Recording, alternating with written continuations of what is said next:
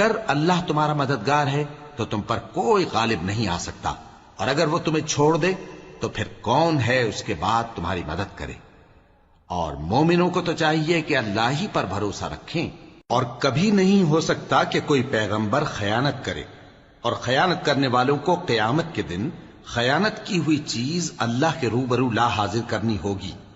پھر ہر شخص کو اس کے اعمال کا پورا پورا بدلہ دیا جائے گا، اور ان کے ساتھ بے انصافی نہیں کی جائے گی۔ بھلا جو شخص اللہ کی خوشنودی کا تابع ہو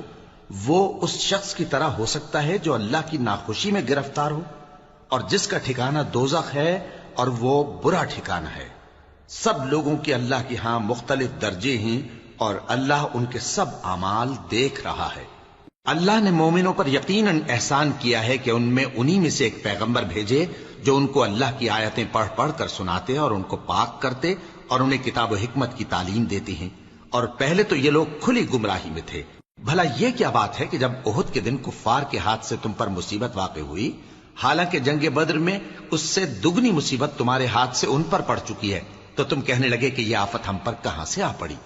کہہ دو کہ یہ تمہاری ہی شامت اعمال ہے کہ تم نے پیغمبر کے حکم کے خلاف کیا، بے شک اللہ ہر چیز پر قادر ہے۔ اور جو مصیبت تم پر دونوں جماعتوں کے مقابلے کے دن واقع ہوئی سو اللہ کے حکم سے واقع ہوئی، اور اس سے یہ مقصود تھا کہ اللہ مومنوں کو اچھی طرح معلوم کر لے اور منافقوں کو بھی معلوم کر لے۔ اور جب ان سے کہا گیا کہ آؤ اللہ کے رستے میں جنگ کرو یا کافروں کے حملوں کو روکو، تو کہنے لگے کہ اگر ہم کو لڑائی کی خبر ہوتی تو ہم ضرور تمہارے ساتھ رہتے۔ یہ اس دن ایمان کی نسبت کفر سے زیادہ قریب تھے، منہ سے وہ باتیں کہتے ہیں جو ان کے دل میں نہیں ہیں، اور جو کچھ یہ چھپاتے ہیں اللہ اس سے خوب واقف ہے۔ یہ خود تو جنگ سے بچ کر بیٹھ ہی رہے تھے، مگر جنہوں نے اللہ کی راہ میں جانیں قربان کر دیں اپنے ان بھائیوں کے بارے میں بھی کہتے ہیں کہ اگر ہمارا کہا مانتے تو قتل نہ ہوتے۔ کہہ دو کہ اگر سچے ہو تو اپنے اوپر سے موت کو ٹال دینا۔ جو لوگ اللہ کی راہ میں مارے گئے ان کو مرے ہوئے نہ سمجھنا، وہ مرے ہوئے نہیں ہیں بلکہ اللہ کے نزدیک زندہ ہیں اور ان کو رزق مل رہا ہے۔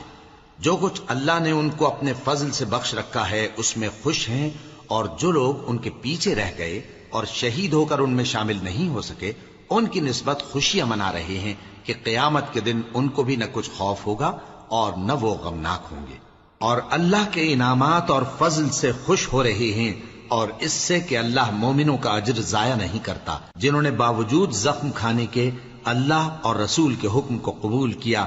جو لوگ ان میں نیکوکار اور پرہیزگار ہیں ان کے لیے بڑا ثواب ہے۔ جب ان سے لوگوں نے آ کر بیان کیا کہ کفار نے تمہارے مقابلے کے لیے لشکر کثیر جمع کیا ہے تو ان سے ڈرو، تو ان کا ایمان اور زیادہ ہو گیا